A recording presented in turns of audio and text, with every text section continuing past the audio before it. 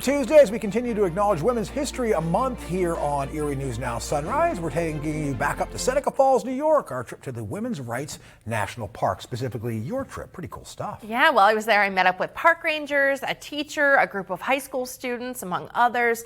And to say the lessons learned were eye-opening would be a bit of an understatement. Take a look. This is so cool to me. As you walk through the visitor center at the Women's Rights National Historical Park in nearby Seneca Falls, history comes to life. It's some type of shampoo. For some, it's humbling. For some, it's empowering. And for all who visit, it's educational. Each exhibit designed to make you stop and think. Growing up, there are certain lessons that carry through the remainder of our lives. Maybe it's which toys we play with.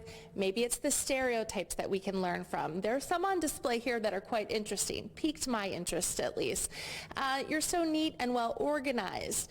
Think about others. You don't want to hurt their feelings. Boys don't play with dolls. You're a sissy. Boys will be boys.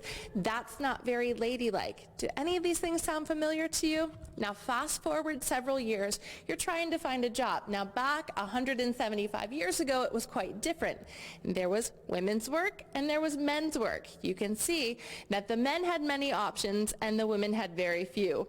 I count maybe 7 different options for women. It's quite different nowadays. So when folks come through here and they see some of these lessons learned, it's pretty eye-opening. There is a weird disconnect that some people do bring to this. There's definitely things we'll find out about the way people process things. It's interesting to see how uncomfortable the site still makes a lot of people. So what is the most eye-opening piece of information you came across? Mine was the dresses. There's no way I could have fit in something like that, to be honest with you. It was like extremely tight, like on the waist, and it's important that like the change was made to help people. 17-year-old Joshua Houllier was not alone in his thinking.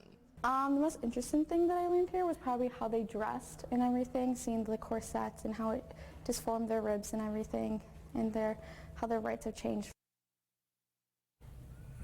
It was so interesting hearing from these teenagers, learning about what parts of the center made an impact on them.